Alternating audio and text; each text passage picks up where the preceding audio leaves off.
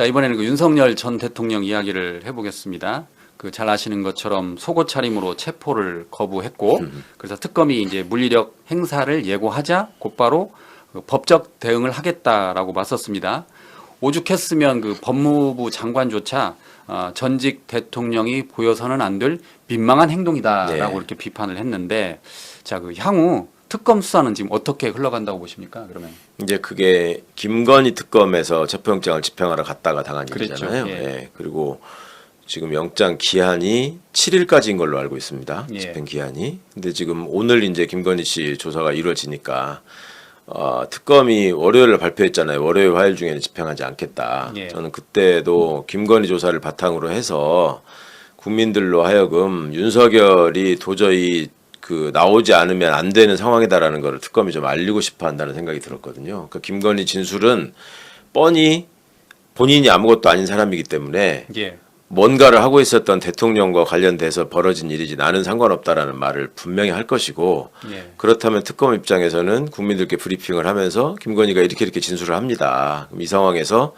윤석열의 출석 조사가 반드시 필요합니다라는 얘기를 할 것 같고, 그런 어떤 국민적인 여망이나 여론을 바탕으로 해가지고 가서 7일 날 반드시 집행해서 끌고 나오지 않을까, 저는 그렇게 기대합니다. 그리고 특검이 또 그렇게 해야만 하는 이유가 사실은 윤석열이라는 사람이 그간에 가지고 있었던 공적인 위치라고 하는 게, 특검이 그렇게 얘기했잖아요. 이번에 체포영장 집행이 안 됐을 때도 검사와 검찰총장, 대통령을 거친 사람이다, 이 사람이. 예. 그러면 이런 자가 그렇게 속옷바람으로 나자빠져가지고 뒹굴어서 체포를 면한다면 이게 사회나 다른 피의자들한테 미칠 영향은 굉장히 큰 거 아니겠습니까? 그냥 우리가 흔히 보는 무슨 마약 사범이나 주치 폭력 사범이 막 옷 벗어 던지면서 막 난동 부리는 이거하고 좀 차원이 다른 문제란 말이죠. 그래서 그런 점들에 대한 어떤 법의 공평함이나 엄정함을 보여주기 위해서라도 특검이 확실하게 집행하지 않을까 기대합니다. 그래서 저희 회사 그 모 직원께서 네. 그 들어놓았다 하니까 떠오르는 분이 한 분 더 있다고 그러던데 혹시 그런데 기억나시나요? 장모? 예, 바로 하시네요. 그러니까 그 집안에 뭐.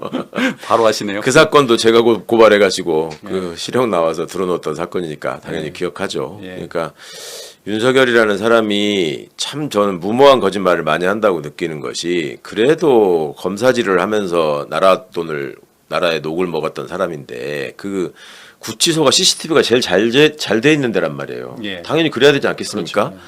그런데 거기서 그게 안 찍혀 있을 거라고 생각한다는 것 자체가 너무 참 어이가 없고, 그거를 그냥 그렇게 뻔뻔하게 거짓말을 함으로 해서 이걸 모면할 수 있다고 생각하는 그 발상, 변호인들이 또 그거에 맞장구를 쳐가지고 그런 뭐 어마어마한 얘기 많이 써놨잖아요. 자율신경계가 어떻고 뭐 건강이 어떻고 더위가 어떻고 막 그 전혀 앞뒤 안 맞는 얘기들을 또 많이 써놓고 했는데, 본인이 그렇게 저기 구치소나 특검 측을 굉장히 심하게 비난했잖아요. 뭐 엄청난 인권 침해를 당한 것처럼. 네. 그러니까 본인이 동의해서 그 공개하면은 명백해질 거 아니에요. 좀 윤석열이 그 평소에 그 단호한 모습처럼 그렇게 좀 동의를 해주기를 바랍니다. 네. 그 최은순 씨 같은 경우 이제 들어놓았던 거는 잘 아시겠지만 그 땅 매입 과정에서 네. 통장 잔고 증명서 위조 등의 위조한 거, 혐의로 네. 항소심에서 이제 법정 구속됐잖아요. 그렇죠. 그러니까 그때 너무 억울하다 그러면서 약이라도 먹고 죽어버리겠다라고 하면서 이제 들어 누워가지고 네. 경위들에 의해서 들려 나간 거잖아요. 그러니까요. 저도 그래서 그 최은순 씨가 들어누워서 그렇게 하는 모습을 현장에서 뭐 정대택 선생을 비롯한 여러분들이 보셨잖아요. 네, 그때 그랬죠. 네. 그러니까 윤석열은 어떤 모습일까가 되게 궁금하기도 해요.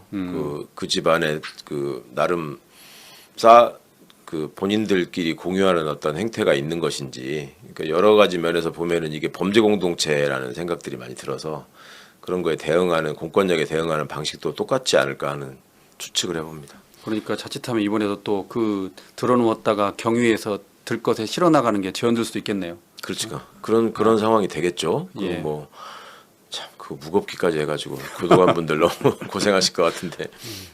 아무쪼록 우리 법무부 장관이 말한 것처럼 이건 민망한 행동이니까. 네. 이것도 다른 것도 아니고 검찰총장, 대통령까지 그런데 지냈으니까. 이게 그 공자께서, 맹자께서 그 사람이 짐승과 구분되는 걸로 이렇게 측은지심, 수호지심, 시비지심 뭐 이런 것들을 예. 많이 말씀하셨는데, 적어도 이 사람들 측은지심, 그러니까 남에 대한 공감 능력, 그다음에 수호지심, 스스로 부끄러워할 줄 아는 마음, 이런 거 없는 사람이라는 거는 정말 수백 번 확인된 거잖아요, 지금. 예. 그러니까 윤석열이 입장에서는 지금 제가 예전에 뭘 했는지 어떤 태도를 보여야 하는지에 대한 저는 인식 자체가 없다고 봐요. 이자는 평생을 살면서 공적인 어떤 사명감이나 공적 가치에 대한 헌신으로 살아본 적이 없는 자고 오로지 사적 욕망을 추구하기 위해 살아왔던 사람이기 때문에 그 행태가 그대로 보여지는 것이다. 이게 윤석열의 본 모습이다. 그렇게 생각합니다.